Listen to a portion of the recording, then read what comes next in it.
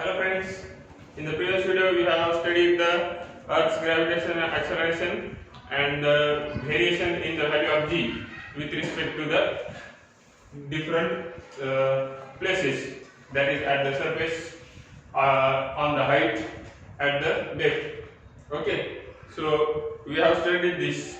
We have studied in the practically, and also I have derived two equations for the value of g at height and for the value of g at depth. Both we have derived the equations. Also we have studied the practically. So now we have a question that what will happen if object is placed at the center of the earth. जर ऑब्जेक्टला अर्थच्या सेंटरवरती place केलं तर काय होईल. Object आपण पाहिलं होतं formula की gravity acceleration due to gravity d equals to what, small g, that is acceleration due to gravity at depth equals to acceleration due to gravity on the surface into what is the formula, 1 minus d upon r. This was the formula for acceleration due to gravity at the depth. What will happen if the depth will become r, that is जर आपली ही अर्थ आहे consider करा आणि ह्या अर्थच्या surface वरती object ठेवला होता आणि हा सेंटर आहे. हा ऑब्जेक्ट जर इथं आला तर ऑब्जेक्टची डेप्थ किती असेल, इथं जर ऑब्जेक्ट आला तर किती डेप्थ असेल, r एवढी असेल. का तर इथून इथपर्यंत डिस्टन्स r आहे आणि ऑब्जेक्ट एवढं डिस्टन्स ट्रॅव्हल करून तो इथं आलेला आहे, म्हणजे डेप्थ किती असेल, d equals to here r. therefore what will be the equation, therefore gd equals to g in bracket 1 minus r upon r. Okay, and g in bracket 1 minus 1, that will become the g into 0, and anything into 0 is 0. So acceleration due to gravity at the depth, that is equals to r. That means at the center of the earth is 0. तर आपण जर अर्थ सेंटरला गेलो तर acceleration due to gravity त्या ठिकाणी काय असेल, 0 असेल. हे लक्षात ठेवा. ओके, सो आणि आपण जर वरती गेलो, जसं वरती गेलो त्यावेळेस पण आपण एक फॉर्म्युला पाहिला होता, gh म्हणजे हाईट साठी acceleration due to gravity काय होती, g equals to g into in bracket 1 minus 2h upon r. This was the formula. Okay, so जर h आपला किती असेल, h जर आपला असेल r by 2, h equals to r by 2, then what will happen, then also gh equals to g in bracket 1 minus 2 into, that is r by 2, and total divided by r. These two cancel with these two, therefore this r cancel with this r, and here is 1. 1 minus 1 is 0. 0 into anything, 0. So gh will be the 0. तर height जर r by 2 असेल म्हणजे रेडियसच्या half distance किती, radius आहे आपली 6400 kilometre एवढी distance आहे radius. आणि जर हाईट आपण याच्यावरती ऑब्जेक्ट ट्रॅव्हल करतच गेला किती हाईट वरती गेला, समजा कन्सिडर करा 3200 किलोमीटर वरती गेला. तर एवढ्या डिस्टन्स वर काय होईल, हाईट तेवढी असल्यामुळे याचा जर सबस्टिट्यूट केलं तर 3200 into 2 काय होईल, 6400, आणि अपॉन 6400 ते 1 होऊन जाईल. 1 minus 1 0. So at this height the acceleration due to gravity will become 0. आणि याचं प्रूफ पण पाहिलं नसतं तरी चाललं असतं, कारण की आपल्याला एक एक्झाम्पल मध्ये अप्रॉक्सिमेट व्हॅल्यू दिलेली आहे, तर ती अप्रॉक्सिमेटली 0 च येते जवळपास. ती हाईट किती असते, किती दिली आपल्याला, 35 आय थिंक 35,000 समथिंग दिली होती आपल्याला हाईट. तर एक 0 राहिले आपण 64,000 आहे, आणि इथं पण 32,000 येईल हाईट येईल. Radius 64,000 kilometre. तर आपल्याला हाईट दिली, ऑब्जेक्टची दिली आपल्याला सॅटेलाइटची हाईट 35,200 समथिंग किलोमीटर एवढी सॅटेलाइटची हाईट दिली आणि त्या सॅटेलाइटची ऍक्सेलरेशन ड्यू टू ग्रॅव्हिटी त्या पुस्तकामधल्या बुक मधल्या चार्ट मध्ये काय 0.2 समथिंग अशी काहीतरी दिलेली असेल तिथं तुम्हाला. तर ही हाईट आणि ही हाईट अप्रॉक्सिमेटली सारखी आहे. म्हणजे इथं तुम्हाला 0.2 म्हणजे अप्रॉक्सिमेटली 0च व्हॅल्यू आहे. म्हणजे हे आपलं प्रूफ इथं मॅच होईल. जर एवढ्या हाईट वरती किंवा याच्या वर गेला तर अप्रॉक्सिमेटली व्हॅल्यू हे कॅल्क्युलेशन केल्यामुळे आपल्याला एक्झॅक्ट 0 आलेले आहे. पण रिअल मध्ये म्हणजे आयडेंटिकल व्हॅल्यू आणि ऍक्च्युअल व्हॅल्यू ह्या थोड्यासा डिफरन्सच भरत असतात. म्हणजे युनिव्हर्स मध्ये कोणत्याच गोष्टी ह्या आपल्या ज्या वहीन पेन वरती ज्या जशा येतात तशा खऱ्यामध्ये वस्तू नसतात. बरोबर. एखादं चित्र जरी आपण काढलं ते वहीन पेन वरती वेगळं येते आणि ऍक्च्युअल मध्ये तो माणूस दिसायला वेगळा असतो. थोडा किती जरी भारी पेंटर असला थोडा तरी फरक दिसून येईल तुम्हाला. तसंच या ठिकाणी आपल्या थेरॉटिकल आन्सर मध्ये आणि प्रॅक्टिकल मध्ये थोडा फरक असते, जास्त नाही. तर तो अप्रॉक्सिमेटली आपण इक्वल घेऊ शकतो. तर ही व्हॅल्यू आणि ही व्हॅल्यू अप्रॉक्सिमेटली 0 सारखी दिसायली आपल्याला. हे आपलं प्रॅक्टिकल प्रूफ झालं आणि हे थेरॉटिकल प्रूफ झालं की एवढ्या हाईट वरती अप्रॉक्सिमेटली व्हॅल्यू जी एच ची 0 येते आणि डेप्थ मध्ये गेल्यावर पण अप्रॉक्सिमेट व्हॅल्यू तुमची 0 च येऊन जाईल ऍक्सेलरेशन ड्यू टू ग्रॅव्हिटीची. तर हा आपला इथं कंप्लीट होतोय पोर्शन अर्थ ऍक्सेलरेशन ड्यू टू ग्रॅव्हिटीचा. या ठिकाणी आपण हा क्वेश्चन पाहिला मागच्या व्हिडिओवरती बेस्डचा.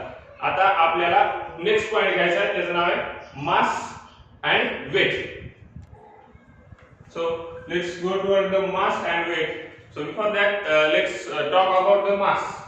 Let's talk about the mass, and before that, let's overlook about the gravity on the moon. How gravity changes on the moon. चंद्रावरती कशी gravity change होते एकदा ते overlook करूया आणि मग थोडंसं mass कडे जाऊया. आपल्या acceleration due to gravity चा moon वरती कसा इफेक्ट होतो. तर वेगवेगळ्या प्लॅनेट वरती आपण पाहिलं जी ची व्हॅल्यू काय g equals to gm upon r चा स्क्वेअर एवढी व्हॅल्यू आहे जी ची. तर अर्थ साठी m कॉन्स्टंट आहे. जर आपण प्लॅनेटच बदलला तर जी ची व्हॅल्यू कॉन्स्टंट राहील का. प्लॅनेटच बदलला पूर्ण आपण जी ची व्हॅल्यू कॉन्स्टंट राहील का. नाही, कारण की प्लॅनेट जर बदलला तर m बदलायला आहे. m म्हणजे त्या प्लॅनेटचा मास. इथं मास अर्थ होती पूर्ण, म्हणून पूर्ण अर्थ होती जी कॉन्स्टंट कन्सिडर करू लागलो आपण 9.8. ना आपण पूर्ण प्लॅनेटच बदलला म्हणजे अर्थच्या ऐवजी आता दुसरी एखादी सॅटेलाइट घेतली समजा अर्थच्या भोवती रिव्हॉल्व होणारी, तिथलं जी जर कॅल्क्युलेट करायचं झालं तर त्या ठिकाणी सॅटेलाइटचा मास घ्यावा लागेल. मग जी ची व्हॅल्यू चेंज होईल. जर मून वर कॅल्क्युलेट केलं तर ते तरी पण तिथेही m ची व्हॅल्यू चेंज झाल्यामुळे आपल्याला जी ची व्हॅल्यू पण चेंज झालेली दिसेल. हे जिथे कॉन्स्टंट आहे r पण चेंज व्हायला त्या ठिकाणी m आणि r दोन गोष्टी चेंज झाल्या, कारण की त्या तिथलं सेंटर ऑफ मास बदललं आणि तिथे त्या प्लॅनेटची रेडियस बदलली की हा r ची व्हॅल्यू पण चेंज होणार. कारण r आपण इथं अर्थची रेडियस घेऊ लागलो, वेगळ्या प्लॅनेटवर गेलो की तिथल्या प्लॅनेटची रेडियस येणार. तर ही व्हॅल्यू प्रत्येक प्लॅनेटवरती वेगळी असणार. फक्त त्या प्लॅनेट साठीच कन्सिडर केलं तर त्या प्लॅनेटवर कुठेही गेला तर हे जी कॉन्स्टंट असेल. जसं अर्थवरती कुठेही 9.8 घेतो, मून वरती त्या ठिकाणचं कॅल्क्युलेशन करून तुम्ही कॅल्क्युलेट केलं तर ते कुठेही कॉन्स्टंट येणार. मून वरती कुठेही मूनच्या सरफेस वरती, तसंच सन वरती, मार्स वरती, ओके, सॅटर्न वरती अशा वेगवेगळ्या प्लॅनेट्स जर तुम्ही कॅल्क्युलेट केलं त्यांचे मास करस्पॉन्डिंग आणि रेडियस घेतली तर हे कॅल्क्युलेशन जर केलं तर त्या प्लॅनेट साठी जी ची व्हॅल्यू ही कॉन्स्टंट येईल. फक्त त्या प्लॅनेट साठीची म्हणतोय मी. जर प्लॅनेट चेंज झाला तर जी चेंज होईल. ओके. सो मूनचं जी हे आय थिंक 1/6 टाइम काहीतरी व्हॅल्यू आहे तुमच्या मूनच्या जी ची 1/6 time the 1/6 time the value of g for the earth, त्याच्या 1/6 आहे. आणि जर तुम्ही जर जंप करायला तर तिथं पण एवढाच इफेक्ट दिसून येईल तुम्हाला की अर्थ वरती जेवढी हाईट जाईल तुमची तर त्याची हाईट ही खूप जास्त असेल तुमच्या अर्थच्या हाईट पेक्षा. जर उडी मारली तुम्ही समजा तर तुमची उडी खूप उंच जाईल. कशामुळे तर जे ऍक्सेलरेशन ड्यू टू ग्रॅव्हिटी आहे ज्याच्यामुळे तुमचं ऍक्सेलरेशन खाली येऊ लागलं, स्पीड समजा तुमची ती इथे जास्त होती आणि तिथे कमी आहे. मग उडी मारल्यामुळे खालचा फोर्स पण कमी असणार. मग फोर्स कमी असल्यामुळे तुम्ही जेवढा उंच अर्थवरती जातात त्याच्यापेक्षा उंच वरी जाऊ शकतात, कारण खाली वाढणारा फोर्स कमी असल्यामुळे वरी तेवढ्याच जास्त अमाउंट मध्ये तुम्ही जाऊ शकाल. तर मून वरती जर जंप केलं तर तिथली हाईट जास्त असेल as compared to the earth. Now let's go to the mass and weight. आता मास काय आणि वेट काय पाहूया आपण. मास हा वर्ड बऱ्याच वेळेस आपण पाहिलेलं आहे या चॅप्टर मध्ये आतापर्यंत. मास कन्सेप्ट आपण सुरुवातीच्या 2 व्हिडिओ मध्ये एकदम क्लिअरली पाहिलेली आहे. तर आपल्याला पाहिजे आता वेट म्हणजे काय. ओके, सो मास म्हणजे आपण एक डेफिनेशन पाहिली होती मासची. What is mass? The measure of inertia or measurement of inertia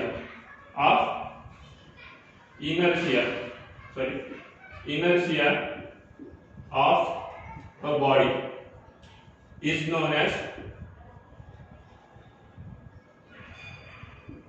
mass of that body. Okay, त्या बॉडीचा मास म्हणजे काय, त्या बॉडीच्या इनर्शियाचं मेजरमेंट ही डेफिनेशन पाहिली होती. किंवा याच्या आर मध्ये तुम्ही आणखी एक डेफिनेशन लिहू शकता. याला जर लिहायचं झालं, ओके, याला जर दुसरी डेफिनेशन लिहायची मासची, तर आपण पाहिलं होतं की मॅटर कशापासून बनलेला आहे, मास पासून बनलेला आहे. ओके, सॉरी, मॅटर मास पासून नाही बनलेला. आपण डेफिनेशन काय पाहिली होती मॅटरची? Everything that has mass and take space. तर त्याच्या ऑपोजिट मध्ये तुम्ही मॅटरची डेफिनेशन लिहू शकता काय, सॉरी, मासची डेफिनेशन लिहू शकता काय, the mass of the body is what is the definition? The matter, the amount of matter, the amount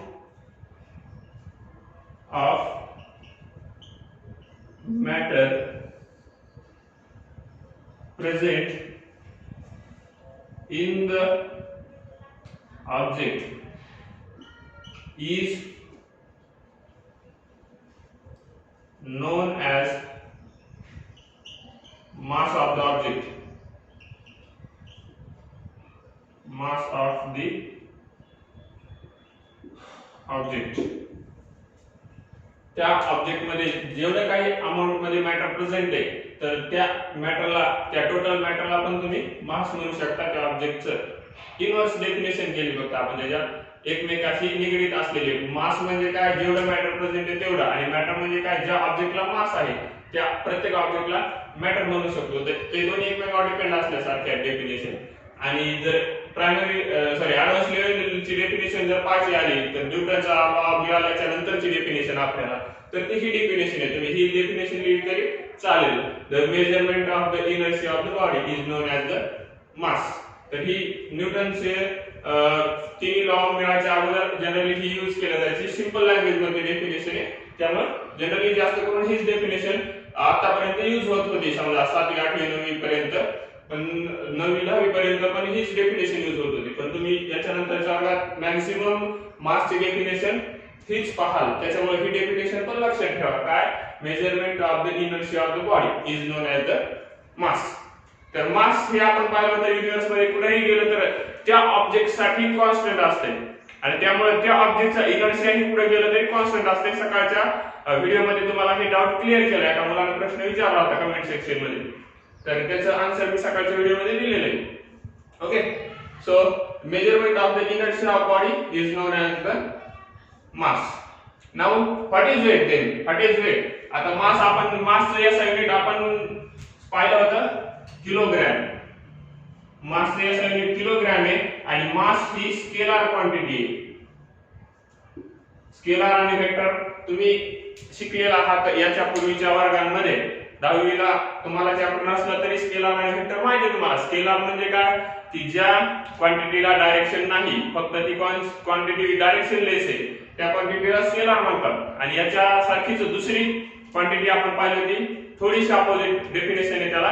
त्याच्या सोबत काय येते, तर त्यासोबत डायरेक्शन येते त्या क्वांटिटी सोबत. त्या क्वांटिटीला आपण म्हणणार वेक्टर क्वांटिटी. जसं फोर्सला डायरेक्शन असते. फोर्स आपण सांगू शकतो की ह्या डायरेक्शन मधून त्या डायरेक्शन मध्ये ऍक्ट व्हायला, बरोबर आहे. म्हणजे इकडून जर आपण ढकलत असू तर सांगू ऑब्जेक्टचा फोर्सचं डायरेक्शन पुढे आहे, बरोबर आहे. म्हणजे ईस्ट साइडला आहे, वेस्ट साइडला आहे, तुम्ही सांगू शकता. लेफ्ट कडून राईट कडे ऍक्ट व्हायला, राईट कडून लेफ्ट कडे, अप कडून डाऊन कडे ऍक्ट व्हायला फोर्स. म्हणजे वरून खाली दाबायला तुम्ही, किंवा साइडला पलीकडे ढकलायला, त्या साइडला इकडे ढकलायला, बरोबर आहे. म्हणजे हे फोर्सचं तुम्ही डायरेक्शन सांगू शकता. पण किती किलोग्राम आहे ऑब्जेक्ट, याला काय डायरेक्शन असते का? 4 किलोग्राम पूर्व दिशेला वस्तूचं मास, बरोबर आहे. असं काय सांगतात का तुम्ही? नाही, याला काही डायरेक्शन नसते कोणतंच. व्हेलॉसिटी सांगायची तर त्याला डायरेक्शन लावतो आपण. व्हेलॉसिटी आणि स्पीड जवळपास सारख्या कन्सेप्ट आहेत, पण स्पीडलाच व्हेलॉसिटी कधी म्हटल्या जाते, ज्यावेळेस त्याच्या बरोबर डायरेक्शन येते. म्हणजे काय, तर ऑब्जेक्ट चाललाय 30 किलोमीटर प्रति घंट्याच्या वेगानं, पण कोणत्या दिशेला, पूर्व दिशेला, तर त्यावेळेस ती झाली व्हेलॉसिटी. आणि फक्त ऑब्जेक्ट चाललाय 30 किलोमीटर प्रति घंट्याच्या वेगानं, तर ही झाली स्पीड. आणि स्पीड ही स्केलर क्वांटिटी आहे जिथे डायरेक्शन येईल. पण वेक्टर म्हणजे काय, जिथे डायरेक्शन येईल. तसंच मास कोणती क्वांटिटी आहे, स्केलर क्वांटिटी. आणि मास युनिट काय, SI unit kilogram, CGS unit gram. Okay. So and FPS नावाचं एक युनिट आहे, फूट पाऊंड सेकंद. तर त्यामध्ये मास मेजर केलं जाते पाऊंड मध्ये. असे वेगवेगळे युनिट आहेत, तुम्ही ते सर्च ही करू शकता. गुगल आता काहीही मिळवतंय तुम्हाला, तर अभ्यासाच्या निगडीत जास्त करून सर्च करा त्यावर. तर मासचं एसआय युनिट कोणते, किलोग्राम. तसंच आपल्याला स्टडी करायचं आता वेट. वेट म्हणजे काय, वेट आणि मास सारख्याच कन्सेप्ट आहेत का, तुम्हाला प्रश्न आहे, वेट आणि मास सारख्या कन्सेप्ट आहेत का. थोडा विचार करा, व्हिडिओ पॉज करा, टॅली करा आन्सर माझ्या बरोबर येते का तर. ओके. सो वेट आणि मास ह्या कम्प्लिटली डिफरंट कन्सेप्ट आहेत. Weight is nothing but one type of force. How weight is one type of force, so definition of weight is the what, the product of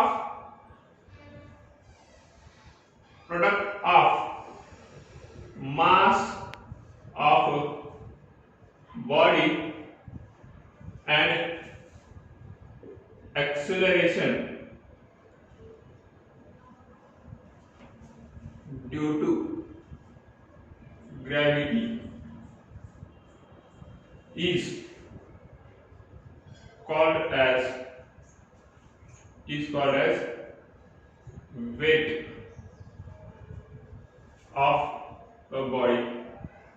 कोणत्याही बॉडीचं weight म्हणजे त्या बॉडीचं मास आणि त्या बॉडीवर ऍक्ट होणारा ऍक्सेलरेशन ड्यू टू ग्रॅव्हिटी, ह्या दोघांचा गुणाकार. म्हणजेच काय, तर वेटला डिनोट करतो W न आणि मासला डिनोट करतो कॅपिटल M न. वेटला डिनोट करायचं कॅपिटल W न आणि याला मॅथमॅटिकल इक्वेशन होईल मग M into acceleration due to ग्रॅव्हिटीला डिनोट करतो आपण स्मॉल g न.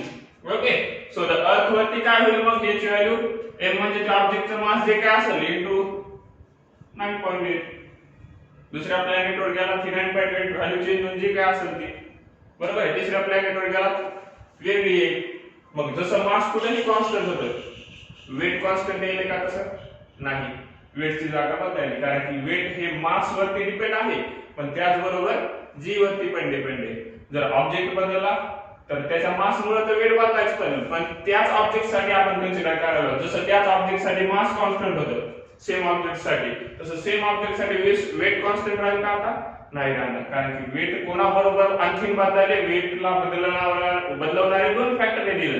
एक मास, आता ऑब्जेक्ट तर कॉन्स्टंट ठेवला, मग मास बदलायचा विषयच नाही आला. दुसरा काय आला, ऍक्सेलरेशन ड्यू टू ग्रॅव्हिटी. हा बदलू शकतो, कारण की जागा बदलू शकते ऑब्जेक्टची. घरापासून दुकानापर्यंत काहीतरी पिशवी घेऊन गेलात, पिशवीत काहीतरी घेऊन आलात, ते ऑब्जेक्ट तुम्ही कन्सिडर करा, तुम्ही राहतात नॉर्थ पोल वरती, तिथं आपण व्हॅल्यू पाहिली होती 9.832 समथिंग लाईक दॅट, अशी काहीतरी मीटर पर सेकंड स्क्वेअर एवढी व्हॅल्यू पाहिली होती. तुम्ही नॉर्थ पोल वरती राहताय, ही झाली जी ची व्हॅल्यू त्या ठिकाणची नॉर्थ पोल वरती. आणि तुम्हाला दुकानावरती जायचंय आणि तुमचं दुकान, तुम्हाला जे सामान घ्यायचंय नॉर्थ पोल वरती, तुम्हाला थंडी वाजायची आता आणि तुम्हाला जायचं दुकानावरती, तर तिथं तर काही दुकान नाही, तुमचं एकट्याच घर आहे. तुम्ही गेलात इक्वेटर वरती, बरोबर आहे. इक्वेटर वरती म्हणजे विषुववृत्तावर काय आहे जी ची व्हॅल्यू, विषुववृत्तावर जी ची व्हॅल्यू आहे 9.78 समथिंग 783 आय थिंक, अशी काहीतरी आहे something like that value metre per second square. Okay. So ही विषुववृत्तावरची ऍक्सेलरेशन ड्यू टू ग्रॅव्हिटी झाली, बरोबर आहे. तर ही व्हॅल्यू घेऊन म्हणजे ते ऑब्जेक्ट विषुववृत्तावर असताना एवढी व्हॅल्यू होती. मग वेट किती आहे, त्या ऑब्जेक्टचं मास कन्सिडर करा 10 होतं, त्या ऑब्जेक्टचं मास 10 आहे. आणि मग विषुववृत्तावर त्या ऑब्जेक्टची ऍक्सेलरेशन ड्यू टू ग्रॅव्हिटी किती होती, 9.78 होती.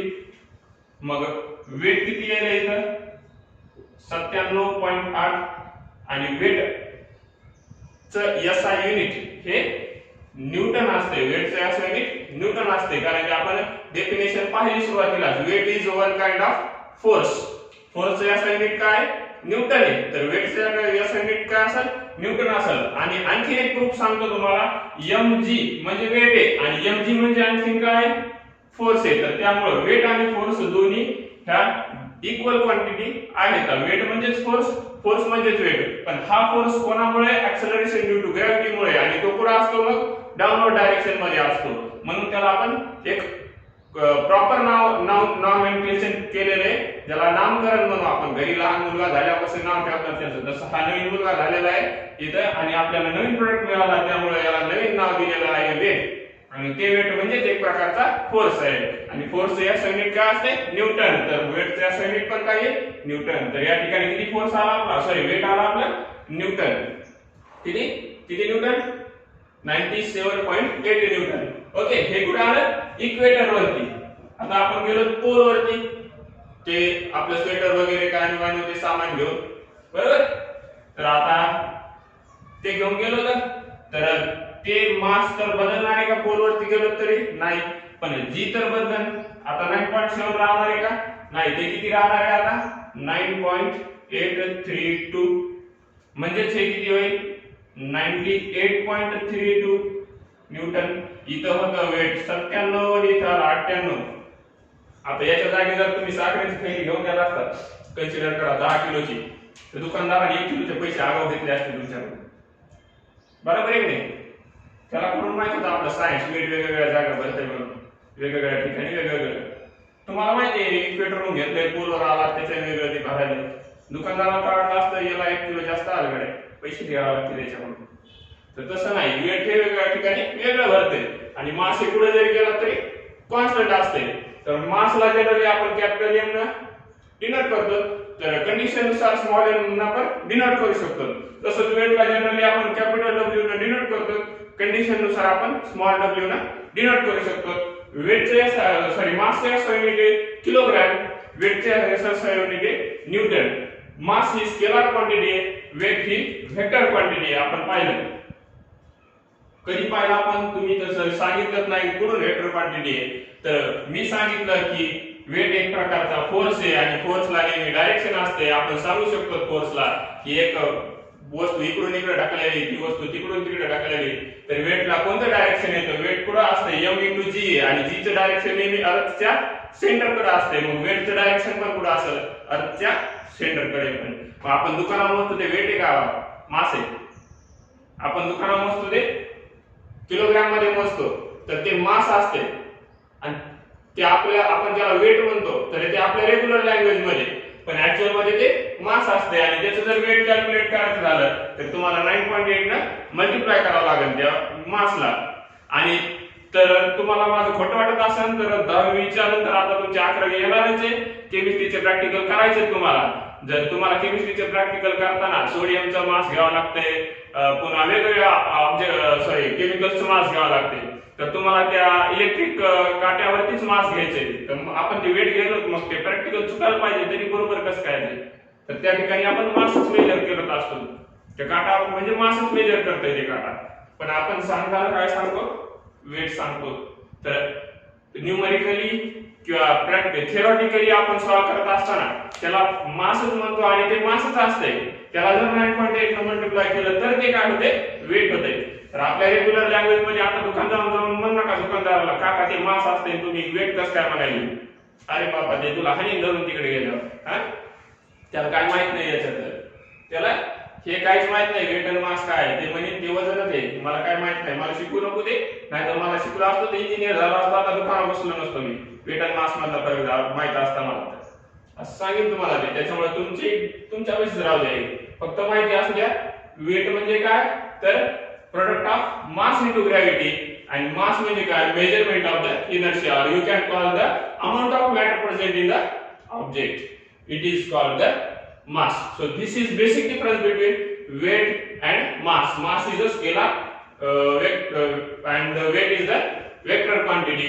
The SI unit of mass is a kilogram and SI unit of weight is a what Newton. So let's go toward the new topic. So in the previous point we have studied that what the basic difference between mass and the weight. Okay, so mass is a scalar, weight is a vector.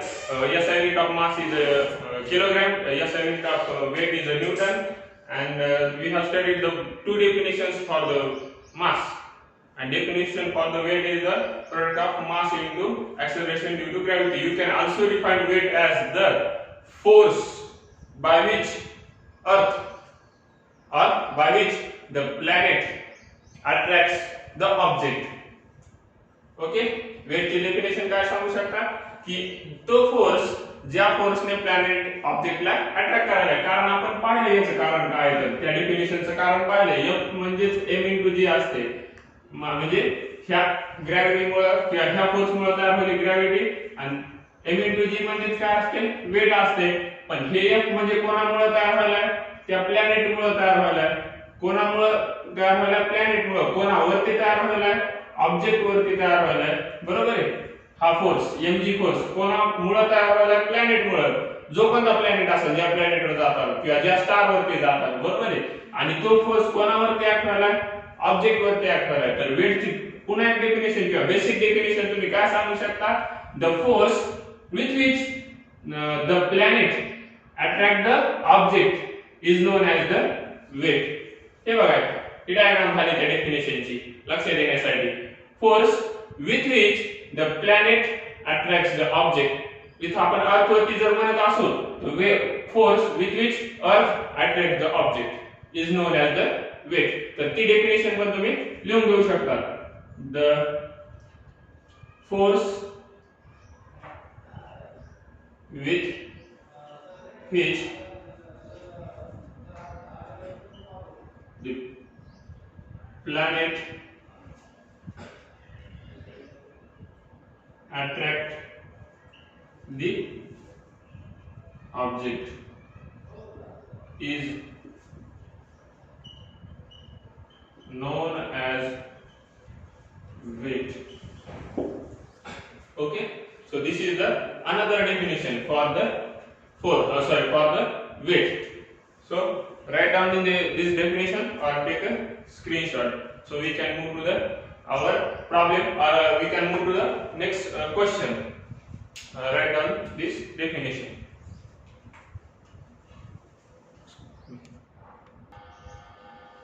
So come to our questions. The questions are that what will happen if you go away at height. Do your weight increase or do your weight decrease or do your weight remain constant? काय होईल जर तुम्ही height वर गेलात किंवा उंच जात राहिलात, तर वेट सेम राहील की कमी होईल की वाढेल वेट. वेट हे काय होईल, तुम्ही प्रश्न पडायला पाहिजे तुम्हाला स्वतःला, पण तुम्हाला प्रश्न पडत नाही, त्यामुळे मीच तुम्हाला प्रश्न विचारला काय होईल. तर वेट काय होईल, आपलं कमी होईल. तर कशामुळे वेट कमी होईल, तर आपण आताच कारण पाहिलं त्याचं. वेट म्हणजेच फोर्स कोणामुळे, प्लॅनेटमुळे किंवा दोन बॉडी मधला फोर्स त्या, बरोबर आहे. त्याला आपण वेट म्हणणार. आणि आपण पाहिलं जसं जसं वर जाऊ, जसं जसं डिस्टन्स इन्क्रीज होईल, डिस्टन्सला इन्व्हर्सली प्रोपोर्शनल आहे काय, फोर्स.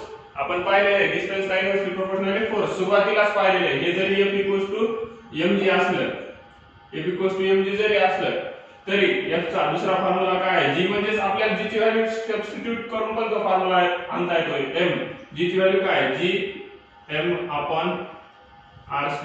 इथं r म्हणजे रेडियस होती, पण डिस्टन्स घेण्यावर इथं r ठेवायचं नव्हतं, नाही तर r + h². जसं जसं h इन्क्रीज होईल तसं f डिक्रीज होईल, कारण की डिनॉमिनेटर इन्क्रीज झालाय. हे इन्व्हर्सली प्रोपोर्शनल आहे. जर छेद वाढत असेल तर येणारं उत्तर जे ह्या रेशोचं, तर ते काय होईल, कमी होईल. म्हणजे फोर्स कमी होईल. आणि फोर्स म्हणजेच काय होता, वेट होता. मग जसं जसं वरी जाऊ तसं तसं वेट पण काय व्हायला पाहिजे, ऑब्जेक्टचं कमी व्हायला पाहिजे, जसं जसं हाईट वरती जाऊ तसं तसं. हा झाला पहिला प्रश्न आहे. आणि दुसरा प्रश्न आहे, जर तुम्ही 2r एवढ्या हाईट वरती गेलात तर काय होईल. 2r एवढ्या हाईट वरती गेलात तर काय होईल, तुमचं वेट किती असेल 2r एवढ्या हाईट वरती गेलात तर ते वेट असेल F = m म्हणजे mass of the object. Okay, m म्हणजे mass of the object. g ची व्हॅल्यू आपण आता जी सबस्टिट्यूट केली होती काय होती, एवढी होती, बरोबर आहे. तर इथं ठेवून द्या किंवा 2r एवढ्या हाईट वरती गेला, कुठून गेला 2r एवढ्या हाईट वरती, from the centre of the अर्थ, म्हणजे ही अर्थ आहे, इथून ते ऑब्जेक्टचं डिस्टन्स 2r आहे. 2r म्हणजे हे r आणि इथून वरचं r, तर हे सगळं मिळून 2r झालं. सेंटर पासूनचं डिस्टन्स ऑब्जेक्टच्या सेंटर पर्यंतचं, सेंटर ऑफ मास पर्यंतचं किती आहे, 2r दिलेलं आहे आपल्याला. तर फोर्सचा फॉर्म्युला आपल्याला माहिती आहे, Gm/d², म्हणजे त्या डिस्टन्स, सेंटर ऑफ मास मधल्या डिस्टन्सचा स्क्वेअर. ओके, हा आपल्याला फॉर्म्युला माहिती आहे. तर डिस्टन्स किती आहे, G as it is, M as it is change होईल का, नाही. स्मॉल m चेंज होईल का, नाही. आणि d होईल 2r चा स्क्वेअर. हे काय होईल, G capital M small m 2 चा स्क्वेअर 4r चा स्क्वेअर r⁴ होईल का, r⁴2. Okay, so this will become your new force, or that force is nothing but the weight. This will become your new weight. Initial weight is what? Initial weight is that this much.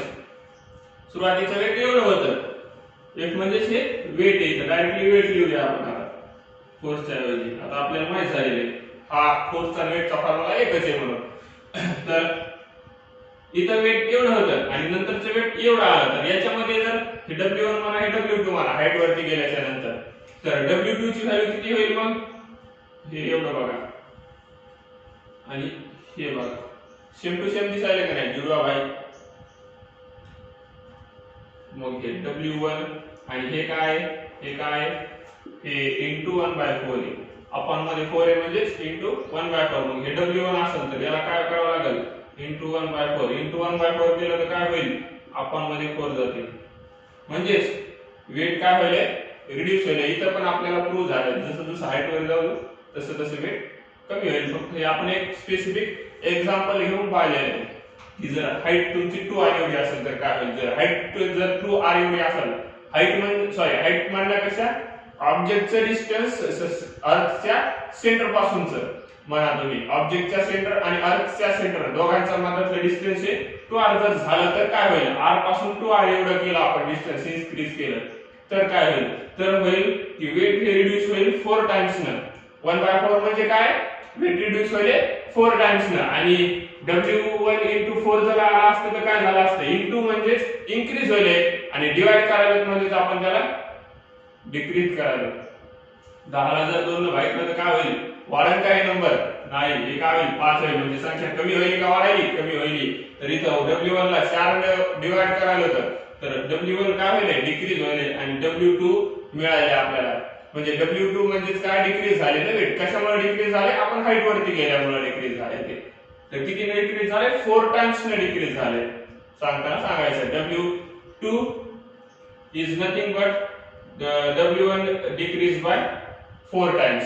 Okay, जर W1 ला 4 times ने decrease केलं तर आपल्याला W1 मिळून जाईल. म्हणजे काय, जर तुमचं सेंटर ऑफ अर्थ पासूनचं डिस्टन्स बॉडीच्या सेंटर ऑफ मास पर्यंतचं डिस्टन्स हे 2r जर असेल तर मिळणारा मास 1/4 टाइम ओरिजिनल, सॉरी मिळणारा वेट 1/4 टाइम ओरिजिनल वेट एवढा असेल. Okay, you got it. So let's go to the one problem, solve one numerical problem. Okay,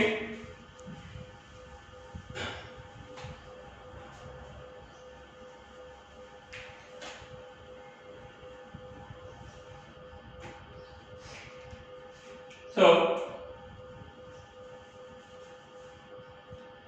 given that, direct answer लिहूया. काय काय गिवन दिले ते मी बोर्ड वरती देतो तुम्हाला. गिवन मध्ये काय काय दिले एकदा पाहून घेऊ द्या मला. गिवन मध्ये दिलेले आहे तुम्हाला, गिवन मध्ये weight of object on earth दिलेले आहे. तर आपण WE म्हणूया. तर ते तुम्हाला दिलेलं आहे 750 न्यूटन एवढं दिलेलं आहे. वेट हे न्यूटन मध्ये असते, बरोबर आहे. तर 750 न्यूटन दिलेलं आहे वेट. आणि आणखीन सांगितलेलं आहे काय गिवन दिलेले आहे, हाऊ मच, प्रश्न विचारलाय how much would be the his weight on the moon, given that moon's mass is 1/18 times that of the earth. म्हणजे आपल्याला आणखी गिवन मध्ये काय दिलेले आहे, mass of moon equals to 1/18 times the earth म्हणजे काय, mass of earth divided by 1/81 times दिलेले आपल्याला, 1/81 टाइम्स दिलेले. तर याला आपण डिनोट करूया मास ऑफ द मून ला capital M suffix small m moon साठी. ओके, हे सफिक्स m आहे, हे लक्षात येत नसेल तर हे दोन्ही m सारखे होतील, आपण काय करू डॅश ने डिनोट करूया. आणि मास ऑफ द अर्थ काय होईल m आपल्याला माहिती आणि अपॉन 81. तर हे तुम्हाला गिवन मध्ये दुसरी गोष्ट दिलेली आहे. ही पहिली गोष्ट होती, ही दुसरी गोष्ट होती. आता तिसरी गोष्ट काय दिलेली आहे, तर तुम्हाला दिलेली आहे रेडियस ऑफ द मून दिलेलं आहे 1/3.7 times radius of the earth. Radius of moon किती दिलेली आहे, चला radius of moon equals to 1/3.7 times अर्थच्या. म्हणजेच काय, तर रेडियस ऑफ अर्थ अपॉन 3.7 एवढं तुम्हाला दिलेलं आहे. याला डिनोट करूया आपण रेडियस ऑफ द मून ला r डॅश न आणि रेडियस ऑफ द अर्थ ला r न. तर हे अपॉन मध्ये येईल 3.7 ऍज इट इज. तर याला जर फर्दर सॉल्व केलं तुम्ही समोर, तर हा आपल्याला जर रेशो पाहिजे असेल, इट इम्प्लाइज किंवा direct therefore m dash upon m हे न्यूमरेटर इकडे पाठवलं डिनोमिनेटर मध्ये जाईल. याच्या डिनोमिनेटर काय नाही म्हणजे 1 आहे, इकडे गुणाकार डिनोमिनेटरच्या 1 गुणिले m झालं आणि इकडे m गेलं तर 0 नाही राहणार. हे गुणाकारात असते, गुणाकार भागाकार असते. हे माहिती नियम तुम्हाला सगळे गणितात झालेले तुमच्या अल्जेब्रा मध्ये. 1/18 राहील हा ratio. Okay, so now this ratio will become therefore r dash upon r equals to 1/3.7. okay, so these are given values and we have to calculate the mass of object on the moon. so let आता आपल्याला हे given आहे पूर्ण. आता काही consideration करूया. let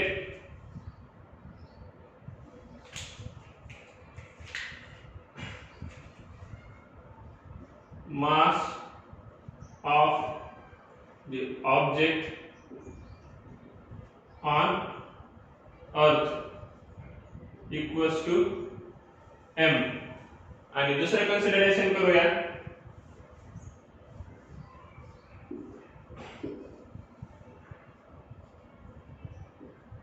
mass of the same object. okay, object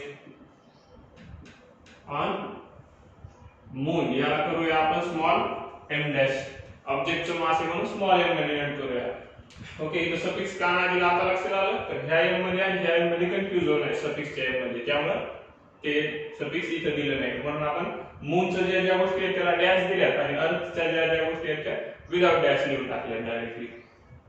so हे weight of the object on the earth and let आपल्याला कॅल्क्युलेट करायचे ते पण कन्सिडर करूया. Late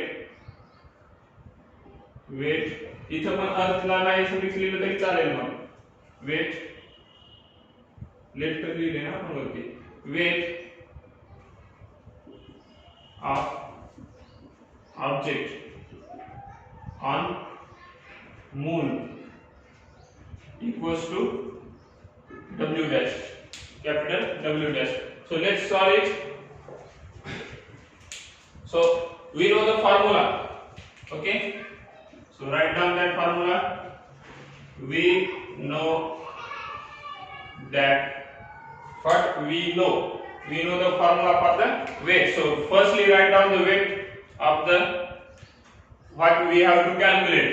Okay, so weight of the object on moon is w dash equals to formula will become capital G constant असते म्हणून त्याला suffix वगैरे द्यायची गरज आहे का नाही mass of the moon ते किती येईल m dash mass of the object on the moon ते m dash येईल का सॉरी हे बरोबर आहे का mass of the earth object on the earth and mass of the object on the moon हे बरोबर आहे का लिहिलेलं मी m आणि m dash mass व्हॅरी होतंय का कुठे जरी गेला तरी नाही त्याच्यामुळे हे काय असायला पाहिजे सारखं असायला पाहिजे म्हणजे अर्थ वरती पण ऑब्जेक्टचं मास mच राहील आणि मून वरती पण ऑब्जेक्टचं मास mच राहील m डॅश नाही व्हायचं ते व्हॅरी होणार नाही sorry for the mistake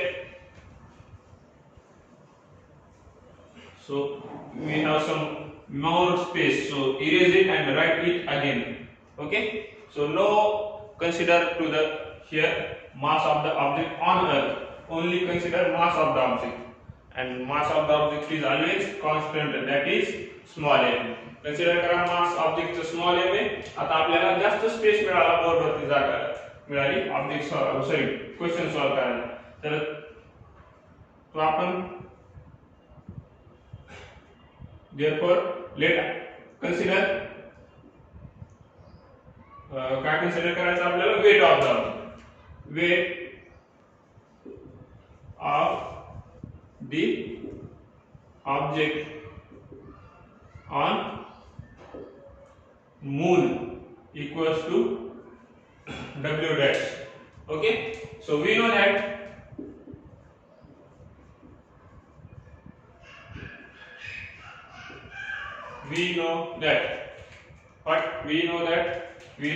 the formula which formula is that w equals to here w dash we have to calculate w dash equals to g capital G okay it is always constant mass of the moon that is m dash we have considered it as a m dash okay and mass of the object is m it is always constant everywhere okay and upon radius of the moon r dash and its square हे 12 दिसून आहेत म्हणून मी bracket केला तुम्ही पण bracket करा नाहीतर ते 12 दिसलेली तर मग r चा 12 वा पॉवर करताना पुन्हा तुम्ही so this is equation number 1 याला इक्वेशन नंबर 1 कन्सिडर करा now this is weight of the object on the moon now weight of the object on the earth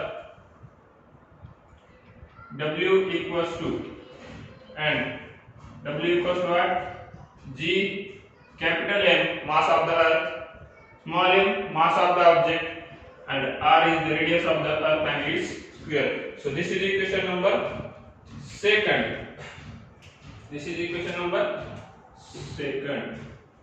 आता बघा आपल्याला गिवन मध्ये एकच क्वांटिटी सिंगल मध्ये दिलेली आहे ही क्वांटिटी रेशो मध्ये मग आपल्याला जर W ची क्वांटिटी काढायची असेल तर आपल्याला लक्षात घ्यायला पाहिजे रेशो घेतला तर इझिली मिळून जाईल आपल्याला W डॅश ची व्हॅल्यू तर आपण काय करूया रेशो घेऊया दोन्ही इक्वेशनचा सो डिवाइड इक्वेशन 1 बाय equation 2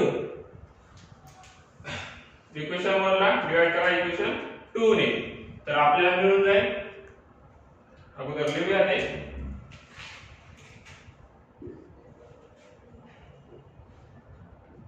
divide equation 1 by equation 2 so it will become W dash upon W it is left hand side so on the right hand side it is capital G numerator is capital G capital M dash and small m upon R dash square okay and total divided by now substitute the value for W okay G M small m upon R square okay so हे लक्षात येण्यासाठी मी याला वेगळे include करतो so this is total divided by okay एवढी जी value पूर्ण W ची आहे कॅपिटल W ची ओळखायला येण्यासाठी आणखी एक आयडिया करू याला ब्रॅकेट मध्ये टाकून घेऊ हा पूर्ण ब्रॅकेट W dash साठीचा व्हॅल्यू आहे आणि हा पूर्ण ब्रॅकेट हा W ची व्हॅल्यू आहे okay so this ratio will equals to this and let's rearrange the terms छेदाचा छेद वरी गेल्याच्या नंतर काय होईल, गुणाकारामध्ये गेल्याच्या नंतर अंशामध्ये जाईल आणि छेदाचा अंश गुणाकारात गेल्याच्या नंतर काय होईल, छेदामध्ये येईल. बरोबर आहे. w dash upon w equals to ह्या न्यूमरेटर ॲज इट इज राहणार gm dash m upon r dash चा स्क्वेअर इनटू काय होईल, हा r स्क्वेअर अपॉन काय होईल, gm स्मॉल m. आता ज्या कॉन्स्टंट क्वांटिटी आहेत त्या कॅन्सल करा आणि ज्या व्हॅल्यू माहिती आहेत त्या नेक्स्ट त्याच्यामध्ये सबस्टिट्यूट करा. Okay, so this cancel out with this and this g cancel out with this g. m cancel होईल का, नाही. हे कॅपिटल m आणि हे कॅपिटल m तरी कॅपिटल दिसत असले तिथे डोक्यात अशी हे वेगळं आहे, हे वेगळं आहे. हे रामी दिशे आम्ही तर आणि हे w पण कॅन्सल करू नका, नाही ते 1 बरोबर 1 आणि मग इकडे आलं हे कॅन्सल झालं, सगळं कॅन्सल झालं, मग 1 बरोबर 1 आणून टाकता. नाही तर तसं करायचं नाही. इथे 1 बरोबर 1 आणते काय काय नमुने, तसं करायचं नाही. आपल्याला कॅल्क्युलेट करायचं w डॅश माहिती का, नाही w ची व्हॅल्यू माहिती आपल्याला, सबस्टिट्यूट करायला दिलं काय येईल, काय येईल, w डॅश आपण w ची व्हॅल्यू किती दिलेली 750. ओके, इक्वल्स टू g तर कॅन्सल झालाय, आता राहिले काय फक्त m dash upon m dash upon m आणि दुसरं काय राहिले तर हे r अपॉन r डॅश चा स्क्वेअर असं लिहू शकतो मी याला. आपण सकाळी पाहिले होते घातांकाचे नियम, परत रिपीट करायची गरज नाही असं मला वाटते. ओके, सो याला असं लिहू शकतो, याची आपण व्हॅल्यू ठेवून द्या. m डॅश अपॉन m ची व्हॅल्यू किती आहे, m डॅश अपॉन m ची 1 अपॉन 81. ओके, आणि r अपॉन r डॅश ची व्हॅल्यू दिली का, नाही सर दिलीच नाही. आता काय करावं बाबा, काय झालं, तर हे दिलेले ना आपल्याला r डॅश अपॉन r, ते त्याचं रेसिप्रोकल आहे, मग याचा पण रेसिप्रोकल करा. मग r अपॉन r डॅश ची व्हॅल्यू काय येईल, तर ती येईल फक्त 3.7. याचा रेसिप्रोकल केला तर 3.7, तर हे आलं 3.7 चा स्क्वेअर. याचं रिझल्ट द्या तुम्ही गिवन. ओके, इथं पण लिहू शकता, इथे व्हॅल्यू नंतर ठेवा वाटलं तर. हे w ॲज इट इज राहू द्या, आता ठेवून द्यायची value w dash upon 750. Okay, so let's calculate the w dash. Write this dash amount is small and near to the w. So w dash equals to याला calculate करा, काय होईल, 3.7 चा स्क्वेअर होईल 13.69 आणि अपॉन मध्ये 81 आणि हे इनटू 750. याला सॉल्व करा, याचा आन्सर तुम्हाला मिळून जाईल ते 126.8 न्यूटन. w डॅश ची व्हॅल्यू, w डॅश ची व्हॅल्यू आहे 126.8 Newton. So this is your w dash. Okay, so w dash 126.8 Newton, and on the earth the weight was 750 Newton. So this much huge difference between the weight of the object on the earth and weight of the object on the moon. So लक्षात आला असेल तुमच्या ह्या problem वरून की मी काय ओरडत होतो मागापासून की वेट हे काय होतंय, तर वेट हे व्हॅरी होतंय वेगवेगळ्या प्लॅनेट वरती गेल्यावरती. ओके, सो ह्या प्रॉब्लेम वरून लक्षात आलं असं कन्सिडर करूया, समोर जाऊया आणि आपल्याला आणखीन प्रॉब्लेम साठी एक नवीन व्हिडिओ बनवायचा आहे, त्यामध्ये फक्त प्रॉब्लेम्सच घेऊया. तर इथं आपण सध्या थांबूया.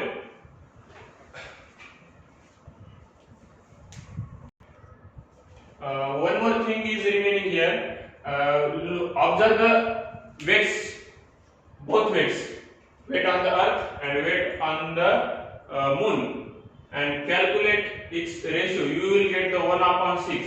Weight of the object on the moon is 1/6 times the weight of the object on the earth.